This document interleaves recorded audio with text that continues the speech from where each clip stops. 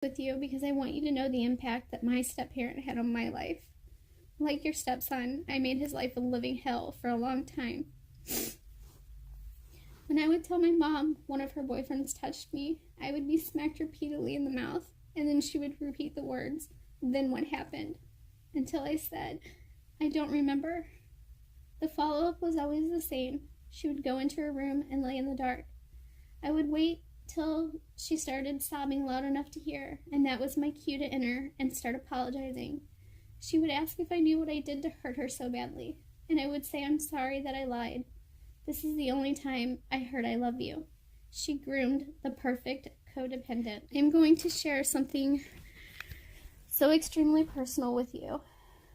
A couple years ago, I started writing a book about recovery from childhood trauma and sexual abuse. I hope to one day help children. I hope to one day help childhood survivors see that the abuse that they have endured doesn't have to define their future. There is hope after abuse. This is a chapter I want to share with you now. This was my chapter 2. From a very young age, I can remember wanting to be the good girl that Mommy was proud of, to go to bed, feed your sisters, stand on the front porch, and be my lookout. I did what I was told for the most part because it made her happy. I wanted her to like me. We lived in the country. Everyone knows everything about everyone. The house we lived in didn't have air conditioning, and it was miserable outside. I had to pee. I knew I couldn't go inside or interrupt her. It would make her mad. I walked to my mom's bedroom window where she proudly had her box fan in the frame. I loved the sound it made. It was so comforting. Of course, I also liked to sing at the top of my lungs into it because it made me feel like a rock star. It made my voice sound like it had vibrations. Tell me I'm not the only person who remembers doing this as a kid. She told me that she needed me, that I was the oldest. No one could protect her more than me. Don't look in the window. I don't want you bothering us. If you have to pee, just hold it. You watch the road and only yell for me if you see his car. Do you got it? Yes, I said. The urge to pee was so strong, it began running down my leg, and I knew I was in trouble either way because I peed my pants. So I might as well go to the side of the house and finish peeing. I knew if they were inside long enough that my small accident might have a chance to dry, and maybe I would get away with it. I jumped off the porch, and I remember instant relief as I thought I was getting away with something I wasn't supposed to do. That is until a car pulled up in the front of the house. It was my mom's boyfriend. He drove a real clunker, or as my mom not so lovingly referred to, as a piece of shit loser car. I had missed him coming down the road. I was supposed to be staring at. I could hear the drum roll inside of me. "Mom, he's here," I yelled somewhat softly.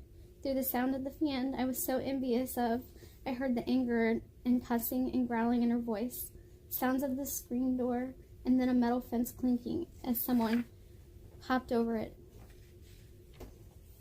Another sound of a screen door shut in the house next door. I looked through the window and I saw a skinny lady with long dark hair and really white triangles that I later realized were tan lines she magically made disappear. When laying out on top of that car, she called a piece of shit topless. She looked up and seen me looking at her. She turned and ran to the bathroom. Dang, that was close, I thought. Oh no, my pants are still wet. Insert the Jumanji movie beat here. I smelled Marlboro Red, cigarettes, and something else. I knew that I needed to protect my mom, so I said, "I'm so sorry, Daddy." He was not my real dad. He was the 5th or 6th guy I was forced to call Daddy by this point, and I tried not to say the words Daddy because I was pretty sure I'd have a new one real soon. I peed my pants. "Why did you go inside, you fucking retard?" I didn't know what to say. I sucked in as much air as I could because I knew he was gonna smack me. And he did. I don't know why I would suck in air like that. I did it every time. It's like it didn't hurt as bad or something. To this day, I'll catch myself forgetting to breathe. It manifested into almost a hive-like rash that resembled a map on my chest and the rim of my ears. Felt like my feet did, but my sister had her heat stroke. Our screen door flew open, and I was shoved through it. The bathroom door flew open, and my mom is standing there in a towel. Legs looked wet. I was taking a bath, she said. I could tell she was scared and mad at the same time. Why are you home? Let me guess. The excuse this time. You got laid off? They thought you were too lazy? Did you even go to work? You're probably with some whore. Ironic, right? I felt a calloused hand grip the back of my neck, and my head was steered to the corner of my usual punishing grounds. My head hit the wall, and I was standing in my corner. I swear I could smell tears, if that is even possible. The house got loud, and things got thrown, and I would get as straight as a board, and pray nothing would hit me from behind. My legs were so tight that I swore that's why I'm so bow-legged today. Okay, I know that's probably not true, but I've always wondered. Brace yourself for the things I'm about to say. It's going to sound like I'm so messed up. And keep in mind, I probably was only 7 or 8 when this particular incident occurred. I remember it so clearly. She loved me. I know what you're thinking. What the fuck? It was one of those really rare moments. I felt like she even cared. The second she started yelling, I think she knew he'd focus on her and hit her instead of me.